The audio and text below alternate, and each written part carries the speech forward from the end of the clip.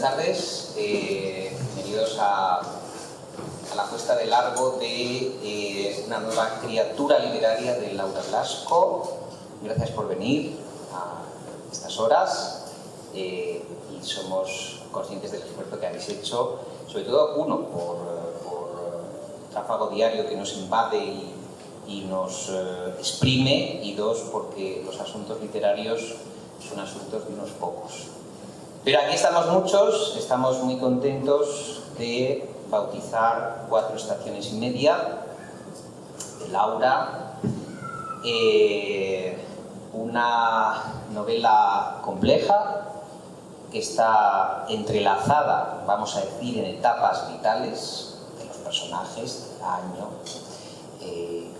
con un propósito, yo creo, que también alienta este libro, que es, pienso yo, luego lo hablaremos con Laura, un reto literario, un reto creativo, que es trufar géneros, estilos, vamos a decir, narrativas dentro de una gran novela y ponerse. Yo creo que ella se ha puesto a prueba ella misma, porque lo que ha hecho no es nada fácil.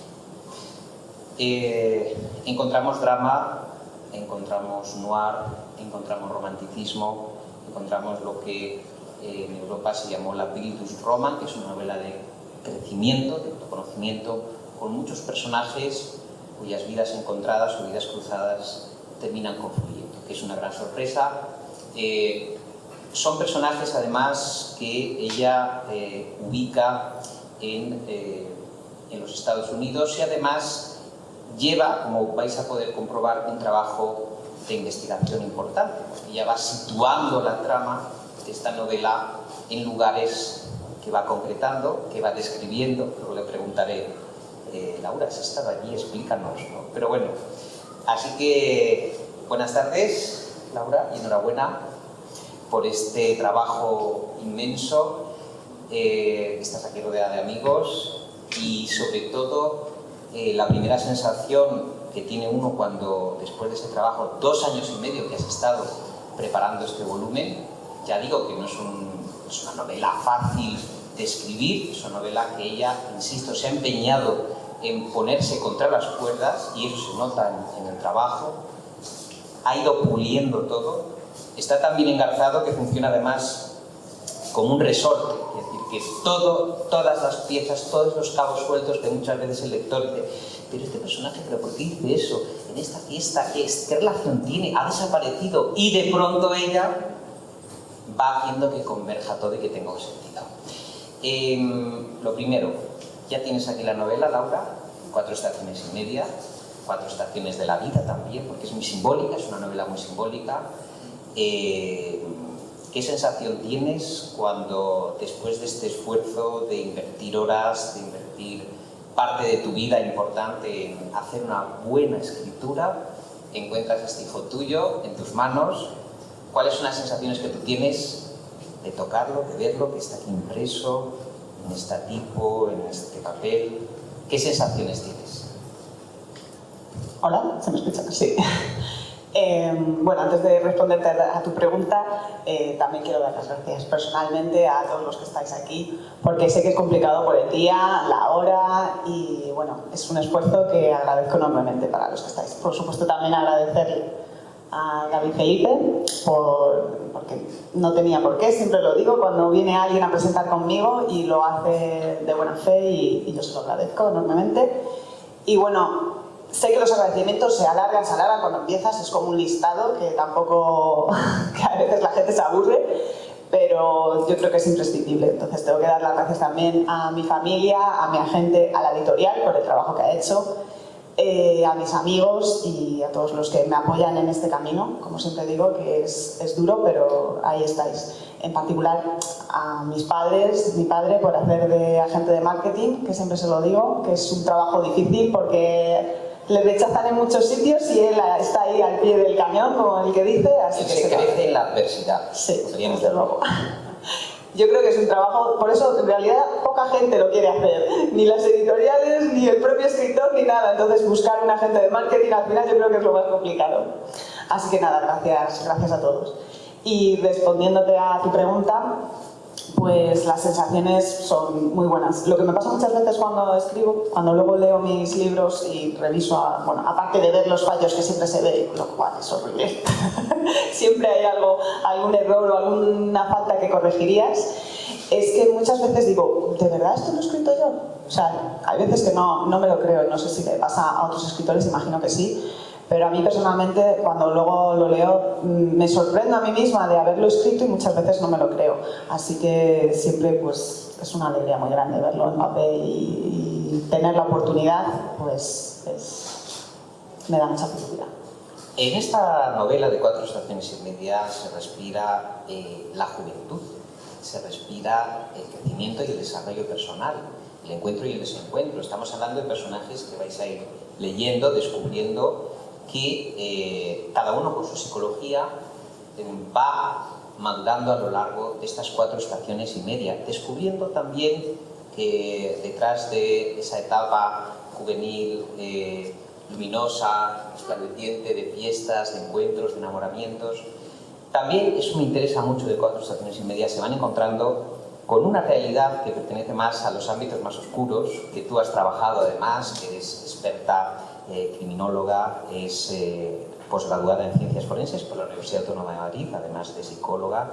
Y sí me gustaría, Laura, que nos comentaras si realmente en 4 estaciones y media quizá lo más difícil, pregunto, haya sido, primero, hacer verosímiles más de 20 voces, más de 20 personajes, hablamos de 2 decenas mínimos de personajes, dotarles a cada uno de una personalidad, conseguir esas subtramas que confluyan, aunque hay un eje vertebrador, pero a mí lo que más me ha gustado de 4 estaciones y media es el descubrimiento de la edad adulta a través de una realidad que no nos lo podíamos imaginar, es decir, que tú sales de tu zona de confort, de tu burbuja, en Estados Unidos, en ese ambiente universitario de aprendizaje, y te encuentras, bueno, con la realidad cruda, ¿no? Es un poco como el shock o el aprendizaje o el descubrimiento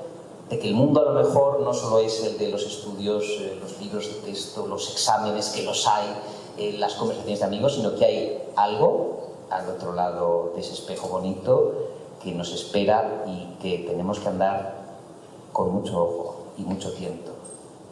Sí, a ver, es cierto que yo la novela, como está dividida en 4 estaciones y bueno, luego la coda final, como dijeron en una reseña que me hicieron, que es el epílogo, empieza muy suave en cuanto a la primavera, que es la esperanza, y los personajes protagonistas de esa parte de la novela son como más inocentes, más dulces, más... todo es bondad. Más candorosos. Claro, una familia como más adorable, ¿no? Todo el ambiente. Y pues más juvenil, porque también está la parte del instituto.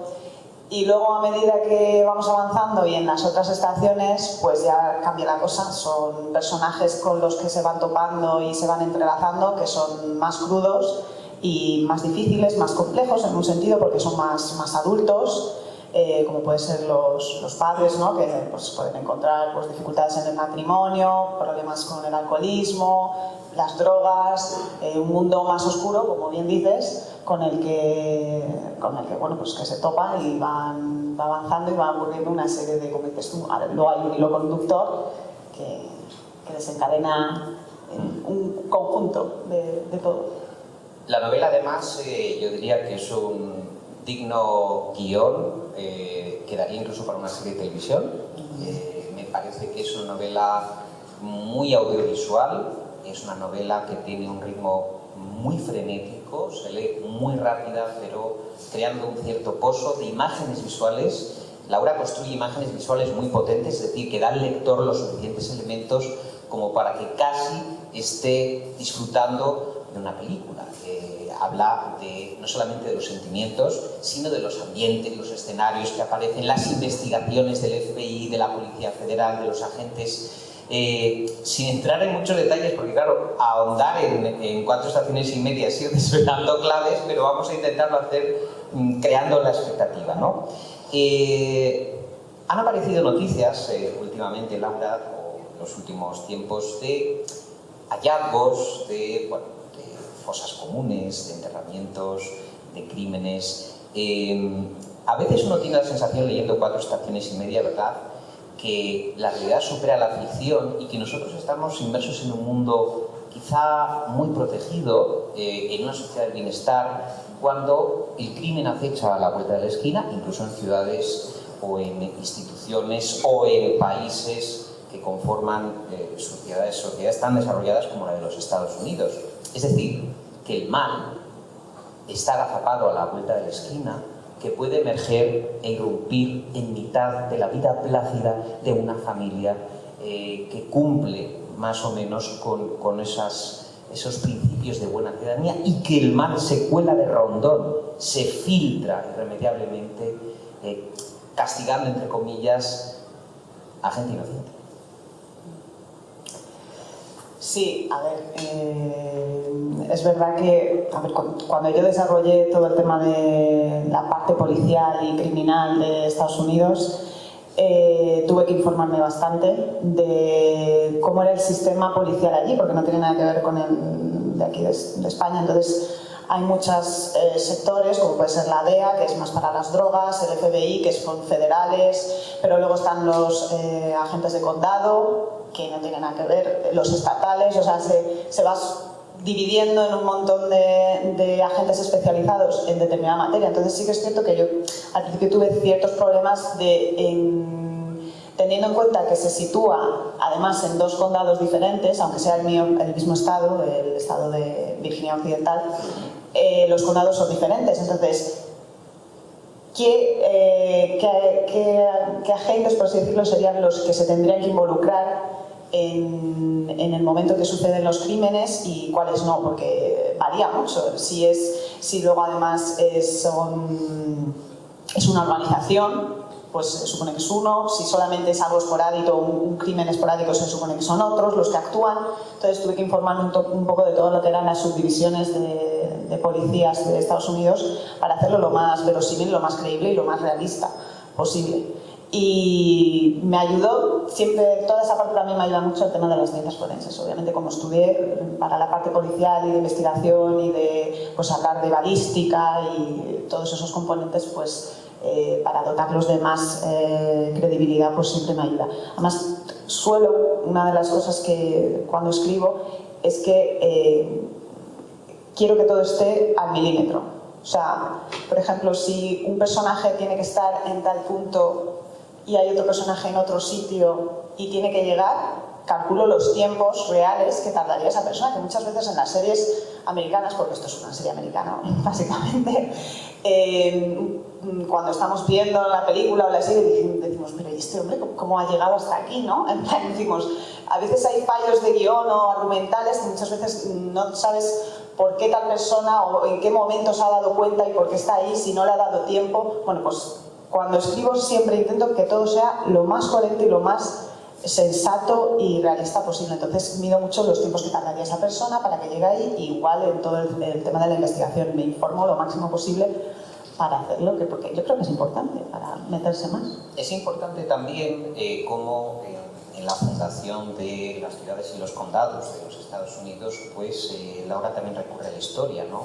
Hay un cierto vínculo, aquí muchos de los fragmentos, tú antes de escribir el lugar, al lector le planteas cómo nace lo que fue la fundación, puede ser siglo XIX, puede ser siglo XVIII, y todo eso yo creo que, Laura, también imprime carácter el origen de una localidad en sus habitantes, porque todo el mundo sabe que ocurrió aquello, qué tal, y es como si planease una herencia histórica sobre todos esos terrenos, esos lugares, esas gentes, a pesar de haber transcurrido 200, 300 años.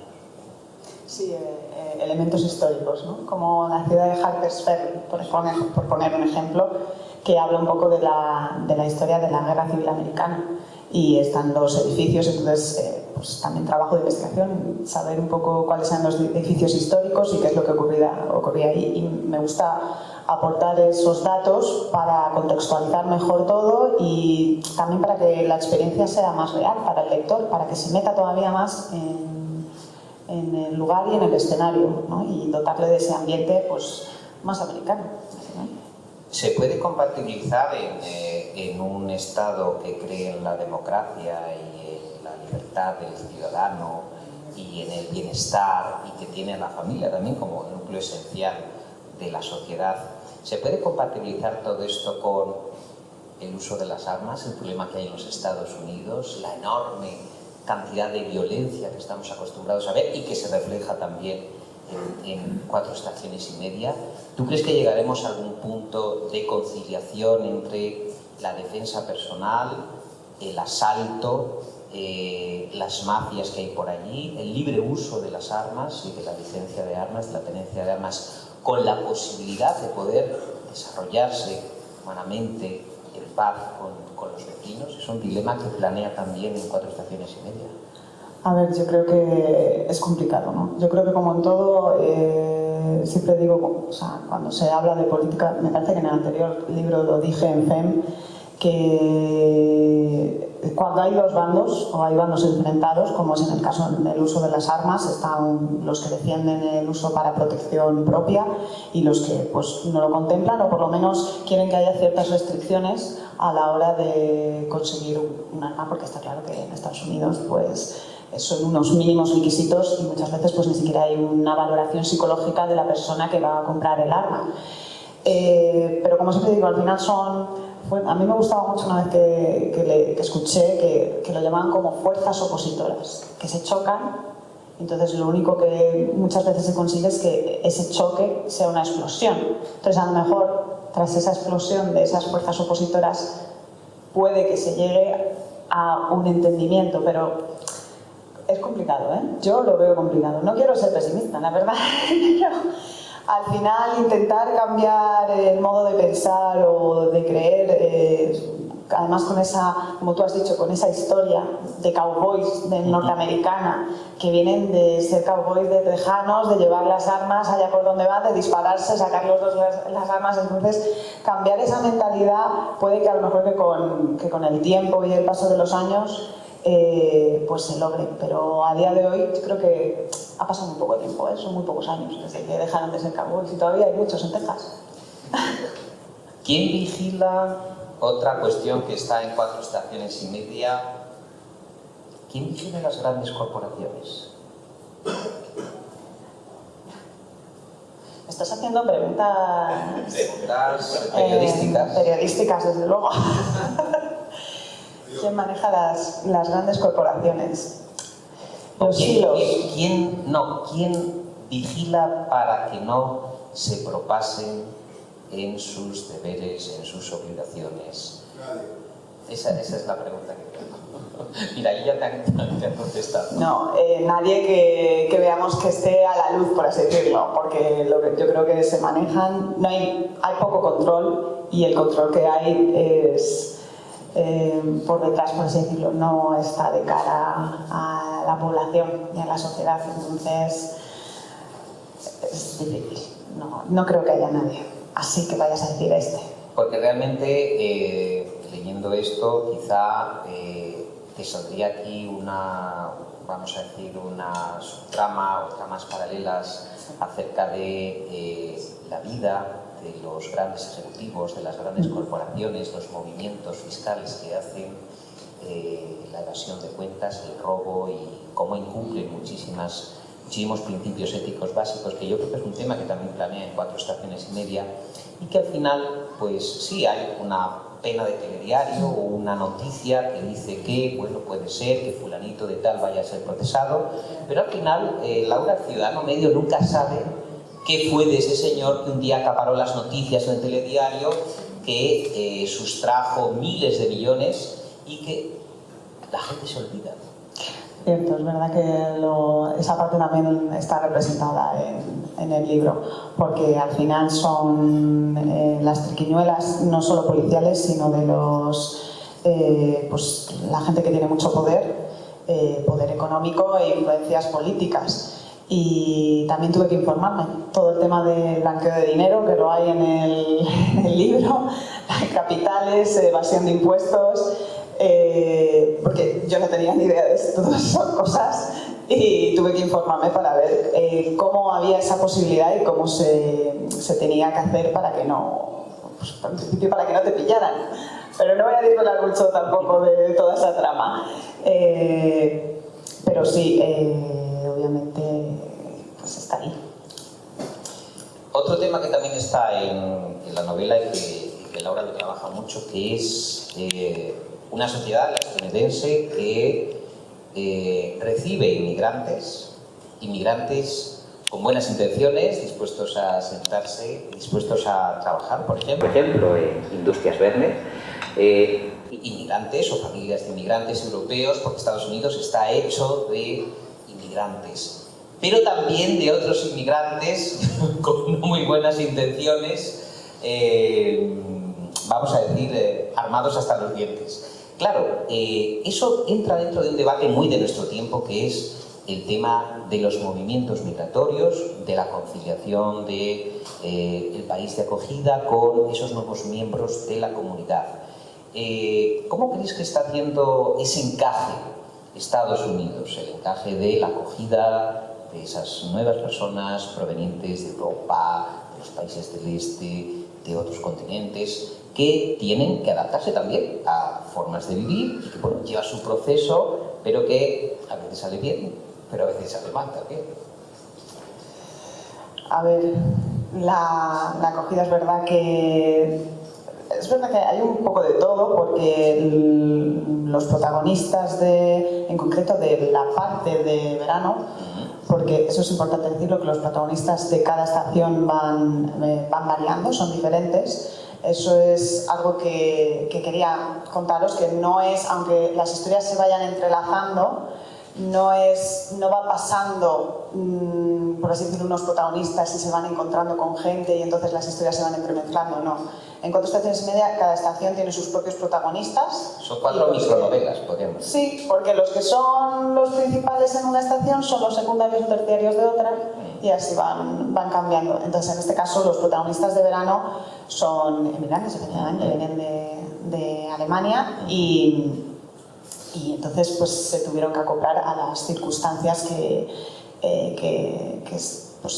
lo que es la bienvenida ahí en Estados Unidos, igual que también hay coreanos, o sea que hay un poco de todo, y las dificultades que podían entrañar al principio, igual que hablo de las dificultades cuando lo que es en Corea, las bases militares estadounidenses que existían ahí y los problemas que habían con los propios coreanos cuando querían acceder a las bases militares, y como pues intentaban, por así decirlo, la tradición coreana, pues el no dejar a las mujeres ni a sus propios hijos que se acercasen a esas bases, ni que tuvieran ningún tipo de contacto con los estadounidenses. Y yo creo que luego lo que es la llegada a Estados Unidos, pues otra serie de vicisitudes.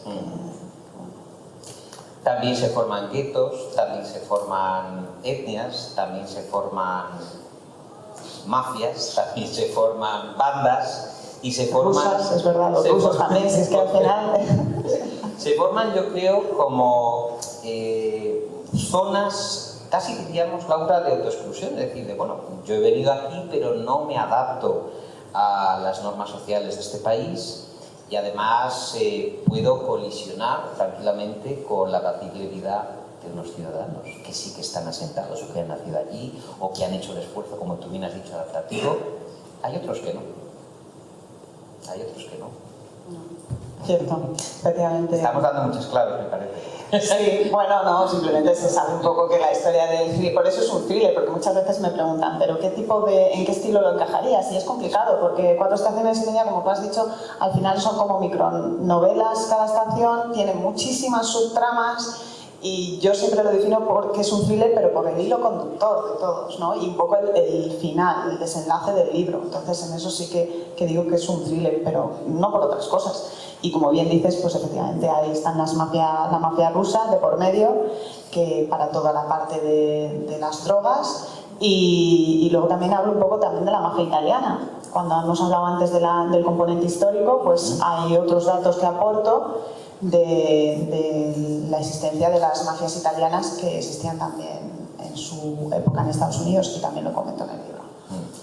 Tema interesante. Antes en la presentación hablábamos de, porque siendo una novela compleja, una novela situada en los Estados Unidos, requiere ese esfuerzo. Hay muchos novelistas que españoles ambientan sus novelas en España y lo ambientan en una cotidianidad casi inherente, es decir, que sobre territorio conocido, sobre los recuerdos de su infancia en el pueblo, sobre lo que les pasa en la gran ciudad, los encuentros y desencuentros amorosos que tiene aquí. Es una gran corriente de la literatura novelística española actual. Pero tú decides deslocalizarte, salir fuera. Ahora vamos a investigar si con la imaginación o qué conoces de los Estados Unidos, de tu proceso. Como tú bien has dicho, soy muy observadora de cada detalle, investigo en profundidad. Sí que me interesaría, porque aquí vienen auténticas descripciones al milímetro de lugares, de hechos históricos, de gestos, de casas, de calles. ¿Cómo has hecho para trasladarte, pongamos comillas, a estos espacios? ¿Te has ido físicamente? ¿No te has ido físicamente? ¿Cuáles han sido tus fuentes? Porque es un trabajazo ímprobo. Desvelar secretos, ¿no? De cómo... Bueno, del proceso de la... hasta donde tú quieras. De la novela. No, bueno, puedo contar un poco así, que además que son curiosidades, y yo creo que eso siempre interesa a la gente, ¿no? El cómo escribes una novela y también este tipo de novelas que tiene una estructura tan compleja. Mira, por pasos así simples, en petit comité, aunque somos unos cuantos, diré que yo normalmente 4 estaciones y media empecé, quería un poco dejar de hacer tanta, aunque hemos dicho que tiene parte de investigación, pero no tanta como podía ser Femme, que era sobre la Revolución Francesa y era de época, y eso era sí que era muchísimo más complejo a nivel de investigación para situarse en la época. Y aquí quería dar un giro y centrarme más en lo que es la estructura, y que suponía un reto, como tú has dicho, para mí, en lo que es la estructura y dar esa complejidad. Entonces, para ello simplemente soy bastante aficionada a las series americanas. Vi una película que se llamaba Flipper, que no es Flipper, no es la del delfín, que hablaba de... El argumento no tiene nada que ver, pero sí que es en un vecindario y tiene como figura central un árbol, cosa que en 4 estaciones el árbol tiene bastante importancia. Entonces eso fue lo que me inspiró en un principio, y luego pues otras series americanas como puede ser Sons of Anarchy, que son también de mafias y moteros, que es otra de las 2 cosas que me inspiraron para hacer 4 estaciones y media. A partir de ahí es todo un proceso. Empiezo con un corcho en la pared, un montón de fotos de actores y personajes que creo que me pueden encajar con lo que yo me imagino que cada personaje es, porque además siendo 20 personajes necesitaba hacerme un croquis en algún sitio para orientarme y para luego que a nivel de tiempos concordasen las escenas y lo que cada uno le va sucediendo. Y debajo de cada personaje suelo desarrollar pues un pequeño perfil psicológico, ¿no? La personalidad de cada uno de ellos para hacerme una idea. Luego a la hora de describirles, a la hora de cuando ellos tienen conversaciones, demostrar su propia personalidad y cómo son ellos. Y también una trama particular de cada personaje que luego tengo que desarrollar. En cuanto a la situación de Estados Unidos, geográfica y demás, tenía claro que me gustaba, como eran todo películas y series americanas, dije, tengo claro que tiene que ser en Estados Unidos, Google Maps, así tal cual, buscar un sitio que me encajase, visualmente que yo en mi imaginación dijese, ¿qué puede ser así? Entonces, buscando en Google Maps, uno que me gustase, podía ser Virginia, sabía que tenía que tener una ciudad importante, fuese Chicago, fuese Los Ángeles, en este caso es Washington, porque me encajaba muy bien por la zona. Y luego, la verdad es que al final es una sucesión de casualidades que cuando luego te empiezas a investigar y ves las zonas, los sitios, los edificios, es como que empiezas a hacerte como una idea mental de que todo va encajando solo. Lo vas encontrando. Aquello que buscas, tú necesitas un edificio histórico o una ciudad donde tiene que visitar y tiene que hacer una excursión tal personaje, pues la encuentras. En mi caso fue así. Así de fácil y de difícil también. Porque luego, claro, trasladar todo eso al texto y recrearlo con palabras no es baladí, precisamente, ¿no? O sea que... una duda. El arte de la guerra de Sun Tzu, que no solamente aparece en la cita final, sino que también sobrevuela en alguna ocasión en la novela, la cita que recoges es: existen 5 rasgos que son peligrosos en los generales. Los que están dispuestos a morir pueden perder la vida. Los que quieren preservar la vida pueden ser hechos prisioneros. Los que son dados a los apasionamientos irracionales pueden ser ridiculizados. Los que son muy puritanos pueden ser deshonrados. Los que son compasivos pueden ser turbados. Aquí no se salva nadie. No. ¿Y el porqué de esa cita? Sí, sí. Bueno, esa cita es un resumen metafórico de lo que sucede en el libro. Porque, como tú has dicho, cada comandante o cada general te va diciendo las consecuencias. Pues es como un símil de los personajes más protagonistas de la novela, lo que le puede ocurrir, o sea, que nos han desvelado un poquito. Entonces es básicamente un resumen, y lo hilé porque uno de los personajes que os diré para aquellos que estéis interesados, que uno de los personajes que se llama es Will, Que es el que está leyendo. que es el que está leyendo El arte de la guerra. Este personaje es un personaje quizá es de los más complejos de la novela porque oculta muchísimas cosas y muchísima información, incluso para el propio lector. Porque yo tengo que decir que para el que le guste la investigación, os diré que hay un secreto oculto de la novela de este personaje, que no digo abiertamente, pero para el que esté a los detalles concretos de determinadas cosas que menciona de este personaje, pues lo tiene. Que no lo desvelo, eso es para quien le guste las labores de investigación y fijarse en datos concretos, pues es un personaje bastante curioso. ¿Crees que, por ejemplo, el paso de, que también está, ¿no?, el paso de la vida estudiantil o la vida juvenil al paso de la edad adulta, que aparece, como decía antes, por ejemplo, en una oficina, ¿no?, en los Estados Unidos, con su ritmo de trabajo, con sus jerarquías, con sus problemas, ¿crees que esa ida y vuelta también repercute en la edad adulta en esas familias? Es decir, lo que ocurre en el trabajo, los problemas del trabajo, las adaptaciones a las grandes corporaciones, a las oficinas, a los horarios extenuantes, ¿es un boomerang de ida y vuelta? Es decir, que uno, lleno de ilusión, se incorpora al mercado laboral, pero a lo mejor el mercado laboral de alguna forma castiga a sus hijos, podríamos decir. Sí, bueno, esto tiene un poco que ver con lo que es el salto generacional, que digamos... como he dicho, entre todos los personajes que hay están los personajes más, los juveniles, los que todavía van al instituto, o bueno, ya en la universidad, pero vamos, 20 y pico años, y están luego los más adultos que pues son ya pues un matrimonio o se van a casar y demás. Y sí que es verdad que muchas veces hay muchas diferencias, ¿no?, en la pérdida por parte de lo que sienten los adolescentes hacia los padres, que es una incomprensión absoluta y que ellos están como a otros rollos, ¿no? Pero es una incomprensión mutua, yo creo. Yo creo que ni los adolescentes se ponen a lo mejor en la piel de sus padres, ni los padres en la piel de sus hijos. Y ahora, por desgracia, no me quiero meter mucho en follones, pero sí que es cierto que cada vez esa unión yo creo que se está haciendo más grande y que las familias están más distanciadas y que los padres, hay muchos padres que no dedican el tiempo suficiente, por desgracia, a sus hijos, que esto también está presente en la novela por parte del matrimonio, quizá no le dedican el tiempo necesario y que ellos demandan, y que muchas veces pues a lo mejor no es cuestión de ningún bien material o que le des todo lo que necesita a nivel económico al hijo, porque en el matrimonio de Ludwig y Elora, que es Verano concretamente, lo tienen todo, porque son personas culturalmente es un poder socioeconómico muy alto, muy elevado, y se podría decir que lo tienen todo, y sin embargo sus hijos, pues yo creo que son de los personajes que más frustrados de alguna manera están, ¿no?, y que más problemas tienen, porque a pesar de tenerlo todo, pues no tienen quizá lo más importante, que es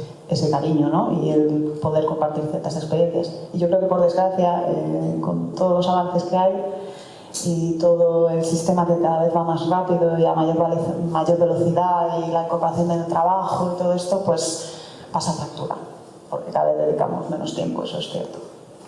¿Cómo haces, por ejemplo, en una recreación de una noche de discoteca llena de gente, gran edificio, W?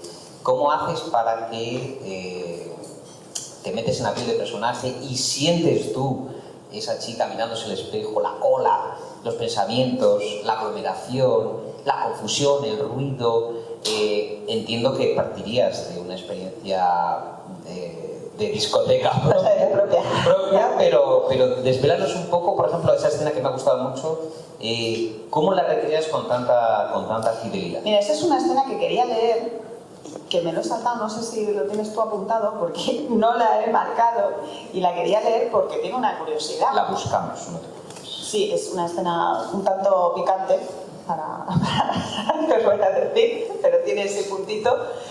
Tengo que decir de esa escena que curiosamente no la escribí en el tiempo, o sea, no es actual, es de cuando tenía 18 años y la escribí por aquel de entonces cuando existía MySpace.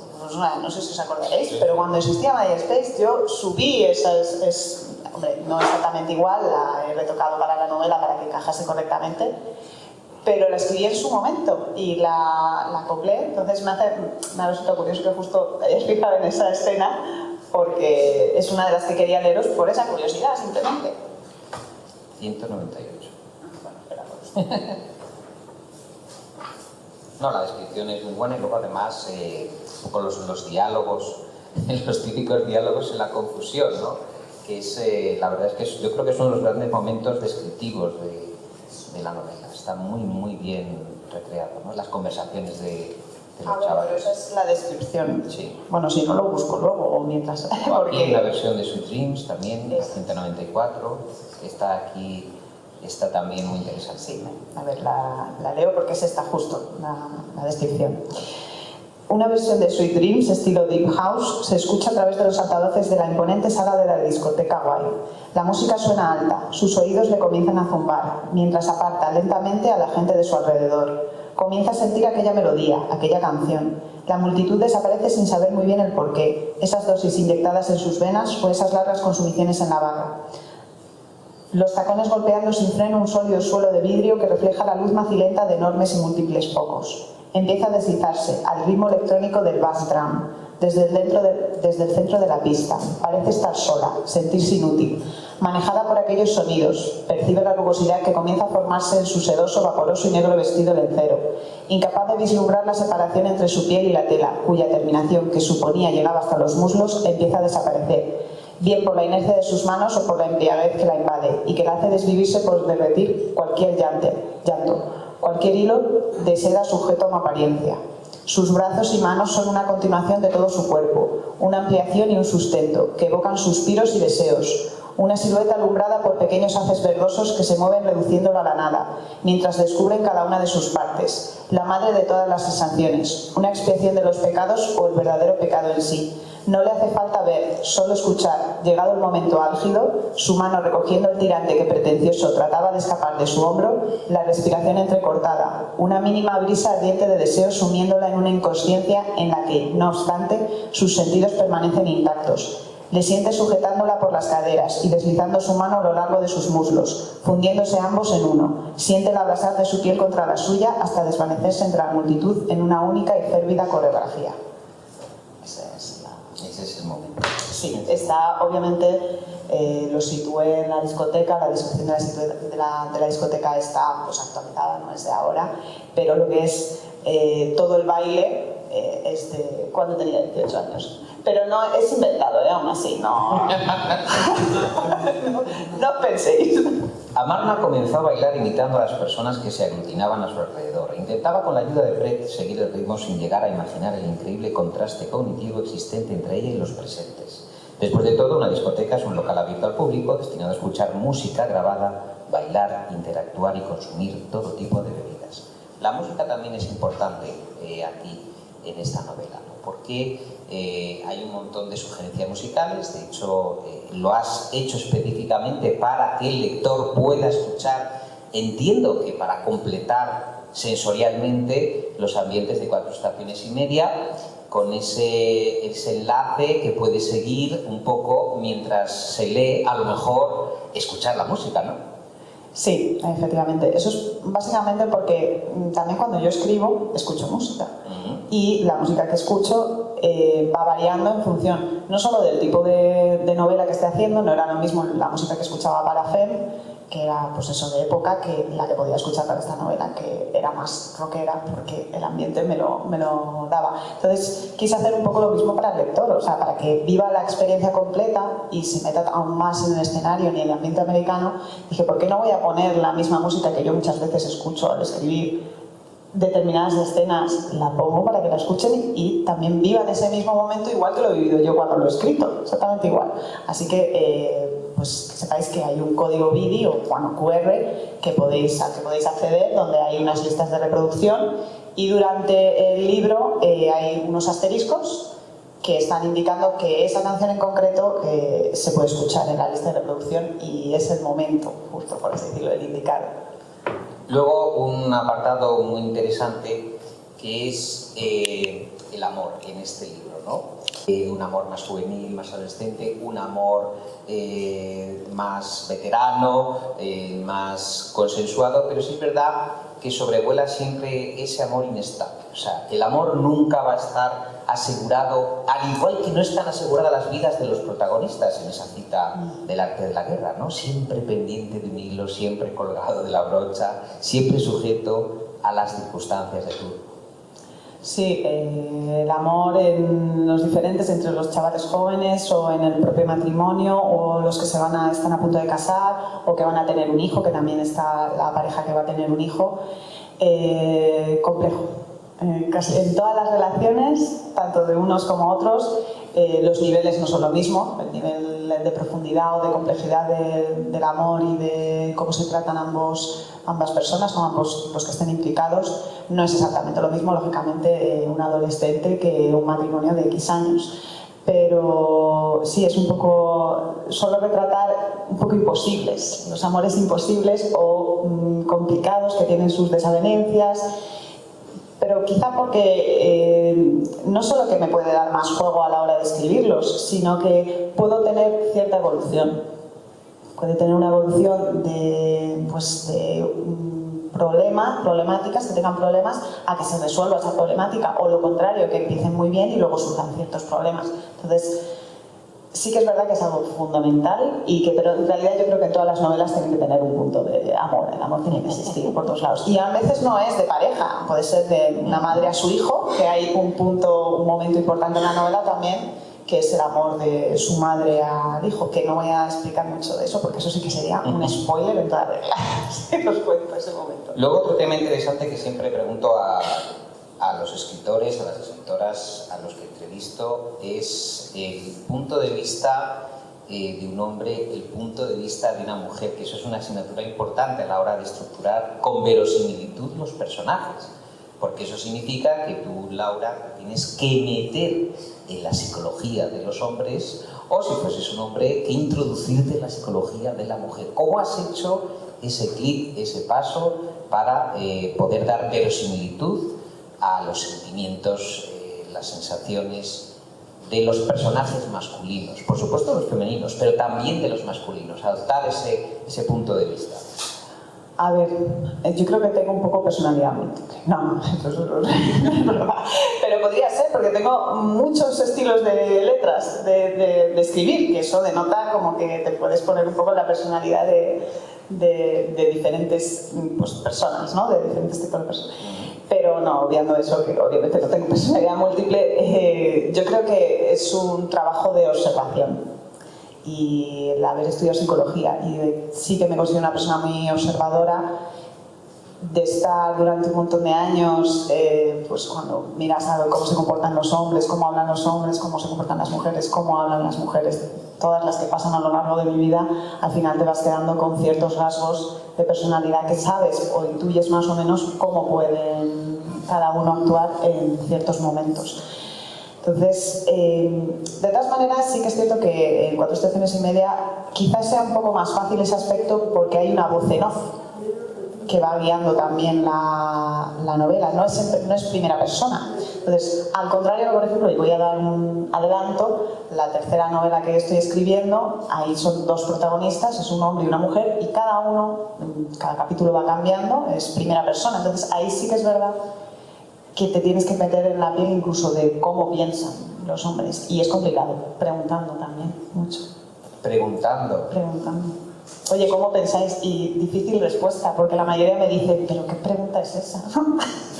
Porque, ¿cómo pensamos? Digo, pues yo no lo sé porque soy mujer, así que... Haciendo trabajo de campo, o sea, que has conseguido información gracias a que te han contestado generosamente y con paciencia acerca de cómo piensan los hombres.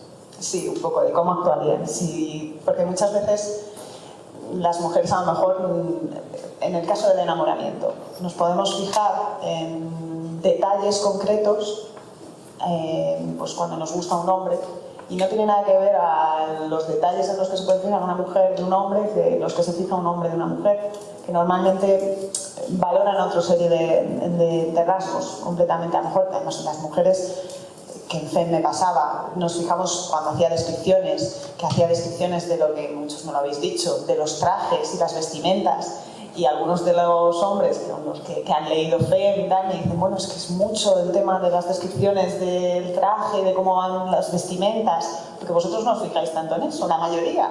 Entonces son pequeños detalles que vas cogiendo y digo, pues es verdad, a lo mejor somos más las mujeres lo que nos fijamos en la ropa. Obviamente un hombre esas cosas no se fijan, pues con eso hay miles. Entonces sí que tienes que preguntar un poco y enseñárselo y decir, oye, ¿esto realmente vosotros lo pensaríais así? ¿Contemplaríais así a una mujer? ¿No?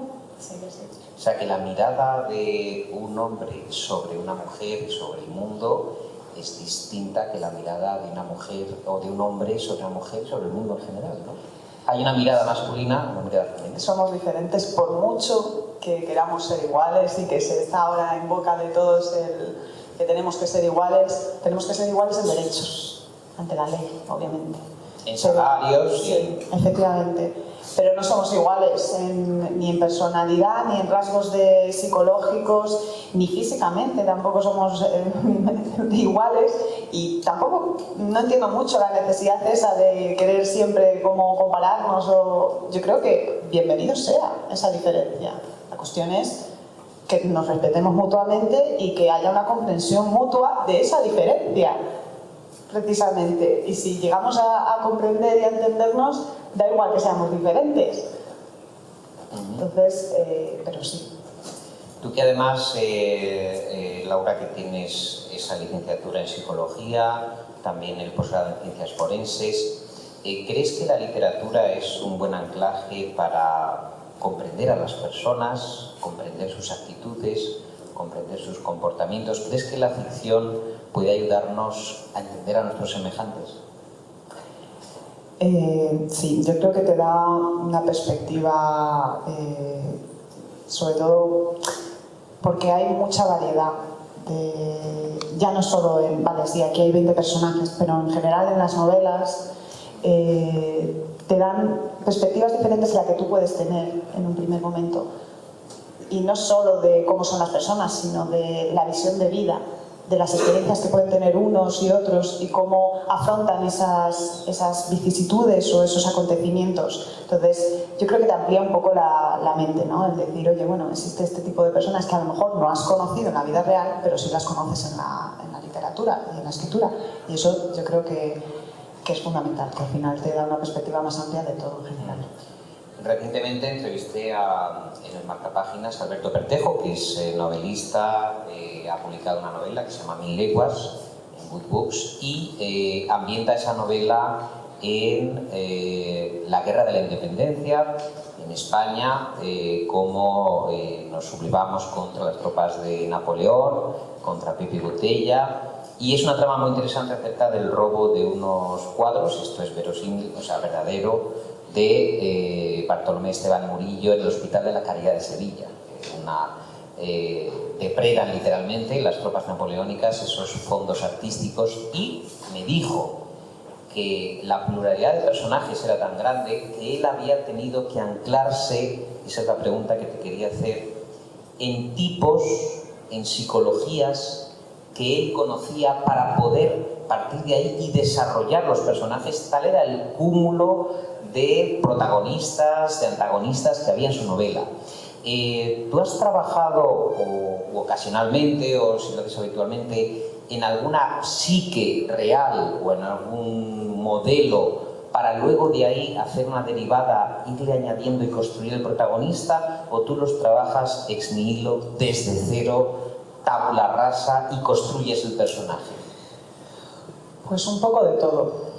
Hay personajes que son desde cero, hay otros personajes que son, o sea, desde cero me imagino, quiero decir, desde cero en el sentido de que a lo mejor, como yo me fijo en películas y series, digo, este tipo de personalidad me podría encajar, me gusta para ponerlo en mi novela.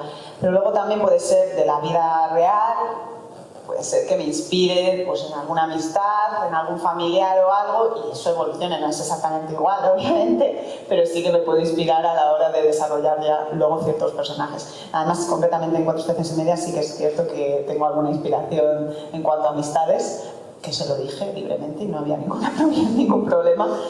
Y luego también puede ser que haya estudiado, porque en el caso de los criminales, al estudiar ciencias forenses, cuando di perfiles criminales y pues todo lo que es la psicología de los psicópatas, la psicopatía y demás, pues claro que eso me ha ayudado a desarrollar esos personajes del lado más oscuro, por así decirlo.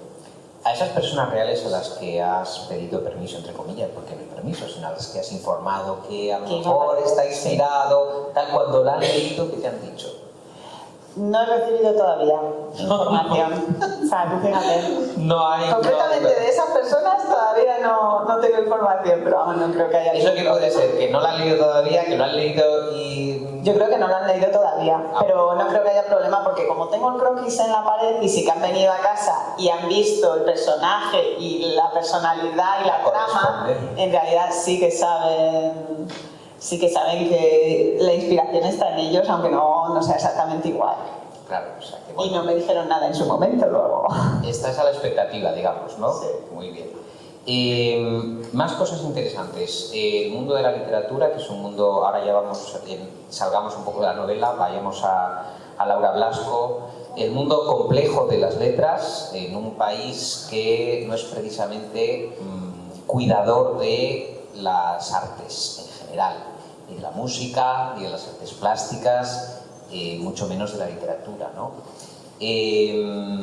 Tú eres, vamos a decir, una luchadora que decide, a pesar de su formación en psicología, en ciencias forenses, no dedicarse, de momento, a esos estudios, sino discurrir por el camino de la literatura. ¿Eres consciente de el quijotismo que conlleva eso, el grado de romanticismo y de utopía en una España que, yo iría más allá, no solamente cuida, sino que maltrata a sus creadores en general?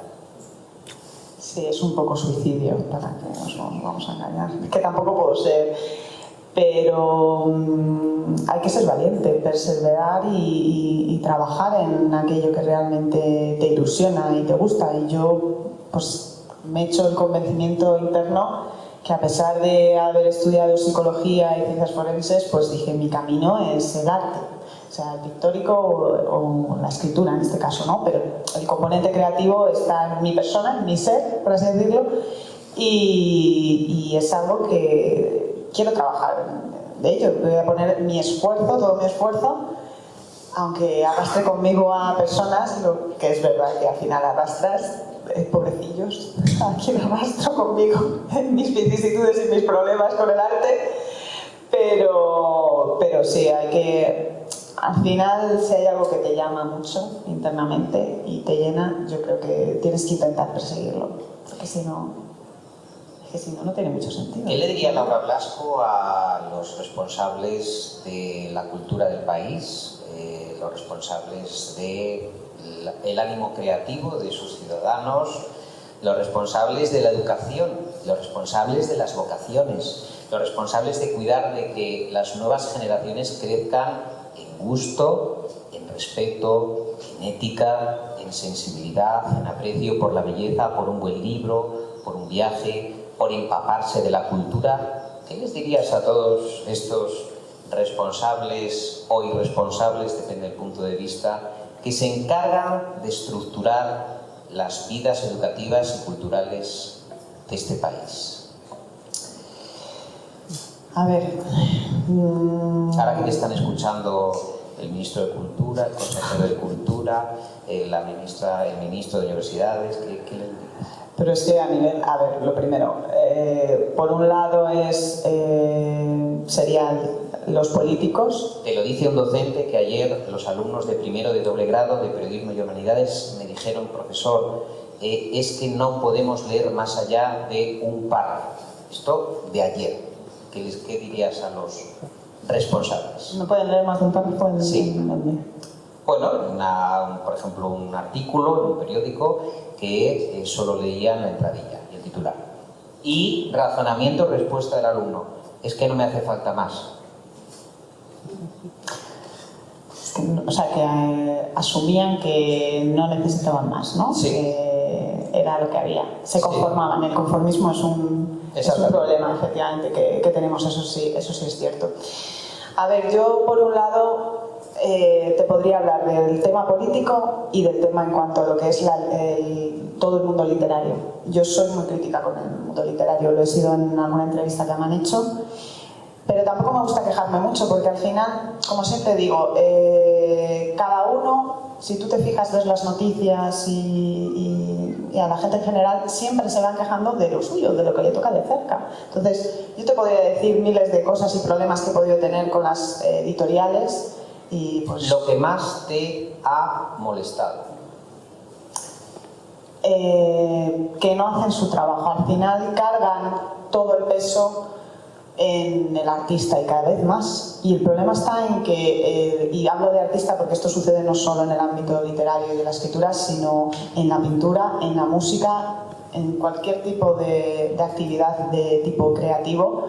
Cada vez se carga todo el peso aún más en lo que es el artista. Entonces, el creador, ¿no? Sí, el creador, efectivamente. Tú te tienes que vender tu libro, tú te tienes que buscar tu manera de publicitarlo, tú tienes que hacer las correcciones, porque es que ya ni llegan a las correcciones. O sea, es que es una cosa. Tú te tienes que hacer las correcciones.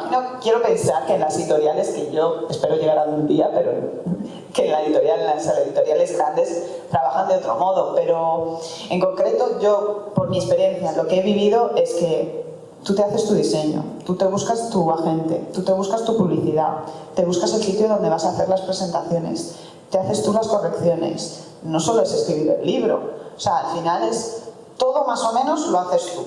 Ellos se encargan, son los intermediarios de lo que es poner en contacto con el sitio de la impresión del libro, pero que también lo podrías hacer tú. y lo que es la distribución, que es otra empresa, que también te podrías tú poner en contacto con otra empresa para que te distribuyeran el libro. Luego al final es un peso cada vez mayor, en plan yo me quito y cada vez que todo el trabajo lo haga él, sobre todo en el tema, como he mencionado antes, del marketing. Por eso, gracias papá, mamá, sobre todo mi padre ahí que está al pie del cañón. Si alguna vez ustedes quieren publicar un libro, les recomiendo encarecidamente que contraten a este hombre, al papá de Laura. Yo no me he encontrado un fenómeno jamás así en mi vida, en mi larga carrera de periodista cultural. Es un crack, se lo digo, está aquí y de verdad, contrátenlo. Dicho esto... Claro, no, es que simplemente digo que yo personalmente pienso, o sea, los escritores no estamos para vender libros, no estamos para ponernos en una plaza a ofertar nuestro libro. O sea, pienso que los escritores están para escribir, es su labor fundamental esa. Y es más, la mayoría de los escritores, excepto los que a lo mejor son muy echados para adelante y demás, que no es mi caso, que a lo mejor pueden hacer de vendedores y comerciales, la mayoría no. Hay muchos, sobre todo a lo mejor el escritor bohemio, el que concebimos como el puro escritor de antaño, que está ahí encerrado entre un montón de papeles escribiendo. Esa persona no se va a poner a vender un libro, porque no va con él, es que no le van a hacer. Mucho menos, que muchas veces lo he hablado con otras personas, por ejemplo los poetas, que todavía están como en su mundo, mucho más abstracto, o sea, mucho más, pues es un mundo muy metafórico, más abstracto de lo que es la vida real y terrenal, de practicidad, de hay que vender esto y hay que ganar este dinero. Entonces, yo tuve una discusión además con otra persona que se quería, un poeta que se quería, y él se conformaba. Él decía, bueno, es que sí, pues hay que hacer, hay que moverse, hay que vender el libro y tal cual. Digo yo, pero es que si todos los escritores hacemos eso, nos metemos en la rueda y para las editoriales es una maravilla, porque es trabajo que les estamos haciendo. Y es un problema para mí de conformismo. Digo yo, no, o sea, ese trabajo no es nuestro y no debería de ser nuestro. Y eso tendrían que saberlo las editoriales. Porque ahora es vendes el libro, es la parte de marketing, y el día de mañana es que te lo tienes que imprimir tú. Y el día de mañana cada vez te van a ir dejando, porque es trabajo que ellos se quitan. Entonces, a mí habría que darle una vuelta y un toque de atención. Yo creo que hay ciertas asociaciones, como puede ser la de Cedro o AGE, que es de escritores, que son los que pueden realmente hacer cierta presión pues no solo a políticos, sino como asociación, como colectivo, que al final hacen más presión, y hablar de estos temas y encontrar cierta solución, porque si no, pues es que no... ¿Me estás? Sí. Tiempo. Dice la gente de Prensa Blasco que tenemos que ir terminando, de manera que no sé si tenéis algo que preguntar a Laura. Este es vuestro momento. Una pregunta que la comprometa y que la obligue a responder en este instante, delante de todos. A ver, ¿alguien? Una mano inocente. Están todos aterrorizados después de tu speech acerca de la literatura. En cualquier caso, lo más importante es que la has sacado adelante, que aquí está el fruto de tu esfuerzo, está materializado. Y como yo digo siempre a todos mis amigos, quizá todo pasará, pero los libros quedan, el testimonio de un creador que se exprimió las meninges, que sacrificó horas, días, años de su existencia para dar a la imprenta novelas estupendas como esta, que, insisto, Laura, quedarán y quedará. Ha sido un placer estar contigo charlando este rato. Gracias a ti. Y te auguro una suerte maravillosísima en este libro, que vendas muchos más, que el editor te pague las ventas, que eso también es otro capítulo que no hemos... Sí, no hay medio de saber exactamente los libros que vendes, es increíble, pero no. Hay una auditoría que es de Nielsen, pero tienes que ser un editor para acceder a los datos de Nielsen, entonces te fías de tu editor, que bueno, pues en fin... Bueno, así están las cosas. Muchas gracias. Gracias.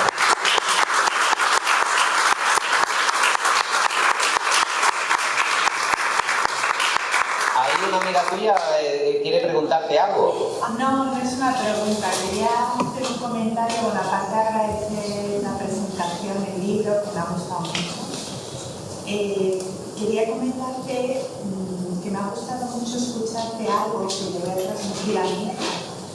Porque tengo una hija que está estudiando también psicología, pero ella es artista. O sea, es que desde que es joven pinta música, y ella siempre me dice, yo cuando acabe, mamá, quiero dedicarme al arte. Le voy a contar todo lo que has dicho porque me parece que Sí, no. por ahí vas. Sí, un poquito de esperanza siempre hay que dar, ¿eh?